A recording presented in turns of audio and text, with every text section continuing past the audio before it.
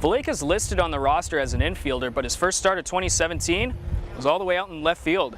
Nowadays, he bounces around from third base to shortstop, even second base at times. So when thinking of Valleca, utility player definitely comes to mind. The number 25 can be seen on clubhouse nameplates, their hats, and their jerseys to commemorate the Rockies' time in the Mile High City. But for pitcher Jeff Hoffman, he said that this organization welcomed him from the start. The distance from home plate to the pitcher's mound for 9 to 10-year-olds is 46 feet. Now, Radomski said that 3 months ago, a batter hit a ball with such high velocity that it struck his son right in the head while he was pitching. During Manfred's press conference, he mentioned how the mound visit rule will eliminate that dead time during the game. But for Cactus League managers, they have mixed opinions on the matter. Before Tuesday, Panik hadn't scored in nearly 2.5 months. Now, teammate Max Domi said that the departure of his best friend was difficult to learn about, but understands it's part of the game. Gonzalez struggled last season, but during the month of September, he hit .377 along with 6 home runs. And not only is his bat an added factor to the Rockies lineup, but his connections within the clubhouse. Cronkite News reporter Blaine McCormick is just a few blocks away from our Cronkite News studios at Chase Field with more. Blaine? And thank you, Nicole. Today, the Arizona Diamondbacks will open their season against the Colorado Rockies at 7:10. But this season will have a trace of humidity. But I'm not talking about the weather. Earlier this season, the Diamondbacks announced that their baseballs will now be stored in an on-site humidor. You can definitely tell a difference in the ball, and I'm sure, scientifically speaking, there are some advantages, and it does slow the ball down a little bit. But when you're facing the Rockies, when you're facing the D-backs, at both places, you got to make good pitches. In the 20 seasons since the Diamondbacks entered Major League Baseball in 1998, Chase Field has seen an average of 170 home runs per season per Baseball Reference, 5th among the 15 teams in the National League. Dr. Alan Nathan, a physics professor emeritus at the University of Illinois and one of the leading experts on humidors in baseball, says the new equipment at Chase is all about reducing the bounciness of the ball, or in scientific terms, the coefficient of restitution. That coefficient of restitution plays an important role in the collision between the ball and the bat. The larger it is, the faster the ball comes off the bat. Imagine hitting a Super Bowl, okay? As opposed to when it's lower, the ball doesn't come off the bat quite as fast. So it plays a role in the so-called exit speed of the ball from the bat. Nathan went on to say that he expects the humidor will help reduce the number of home runs at Chase Field. The only other ballpark in Major League Baseball with a humidor is Coors Field in Denver. Nathan said home runs there went down 25% after the Rockies installed their humidor in 2002. Diamondbacks first baseman Paul Goldschmidt said the fact baseballs at Chase now will come out of a humidor will not affect his approach at the plate. As a player, all that's out of your control. You're just trying to see the ball hit the ball, and if it goes out or if it gets in the gap or it's a hit, then great, and if they catch it, then that's fine. I don't think anyone's going to be changing what they do. If it affects it, it's going to affect it for both teams.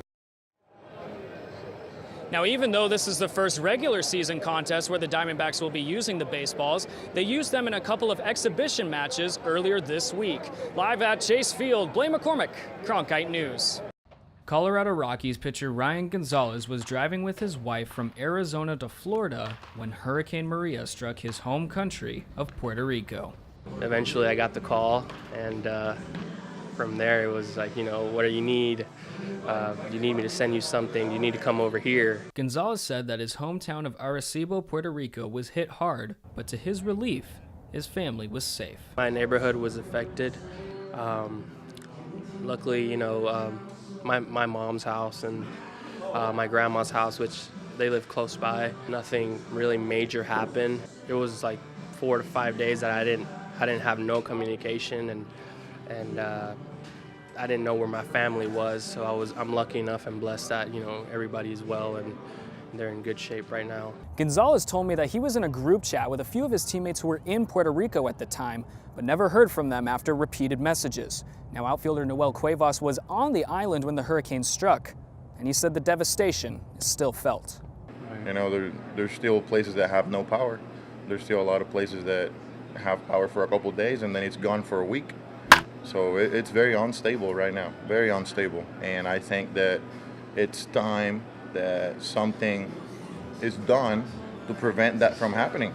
Cuevas said that even after the Hurricanes touchdown 5 months ago, his mother's home often does not have power when they talk.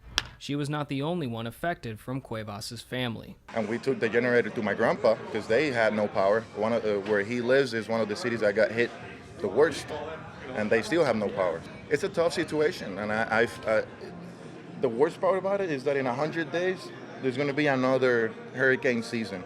And if something like that happens again, I can't even start to imagine what it's going to look like. Because we're still getting up from what happened last year. Imagine getting hit again with something like that and knowing that we won't get the help that we should. According to the U.S. Army Corps of Engineers, 95% of the island is expected to have power by March. In Scottsdale, Blaine McCormick, Cronkite News. There's a hidden gem in baseball, and at Yavapai College, it's a team favorite. The sound, the smell of pine tar, basically everything.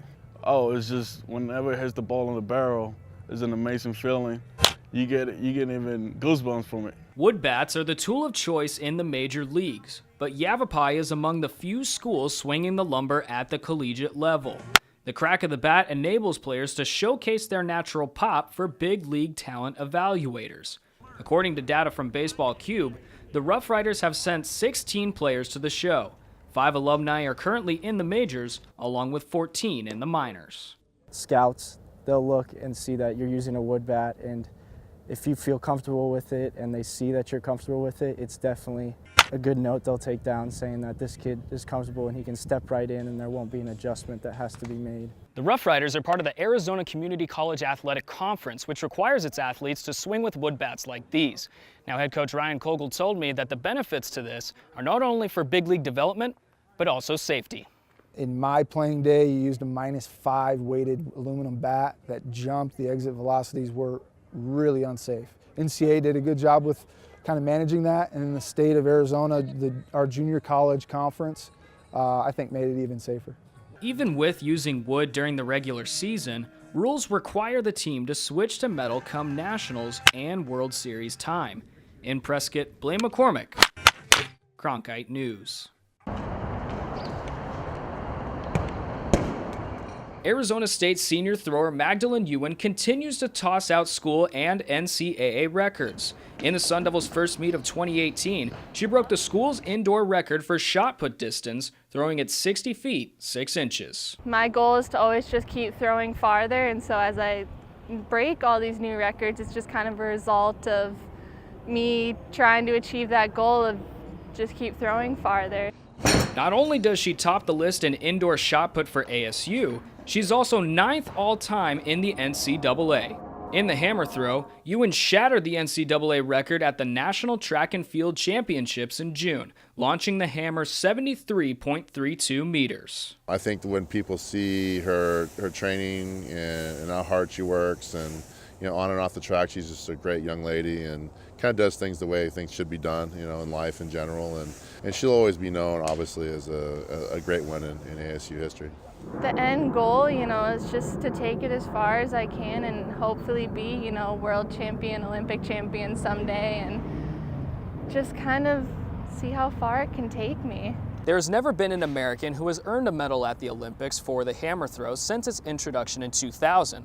For Maggie, the Olympics are a possibility, but this season is her main focus. I really hope it just brings more attention to track and field in general. We're just one of those sports that tends to get overlooked. The things we're doing are still really awesome and really amazing, and I would like, more people to recognize that, I guess. I hope that's the legacy that I leave.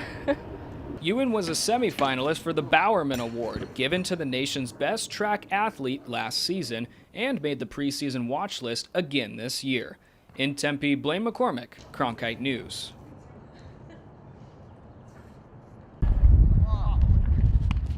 Colorado Rockies starting pitcher John Gray has got flow, not only with his pitching rhythm, but his hair. During his years in the minors, Gray had to abide by rules that didn't allow him to have the golden locks. We had the clean hair rule. It had to be above the collar all the way up to the minors. So, and there was no facial hair allowed. So it was different. Gray decided when he cut his hair last year, he would donate it to the charity Locks of Love, a public nonprofit that provides hair pieces to youth suffering from medical hair loss. Someone recommended me to it, and I was like, yeah, it'd be actually a really good idea, because I'm going to start over and go back to short. And I don't remember who. It was someone that worked at the field, at Coors Field. I know that.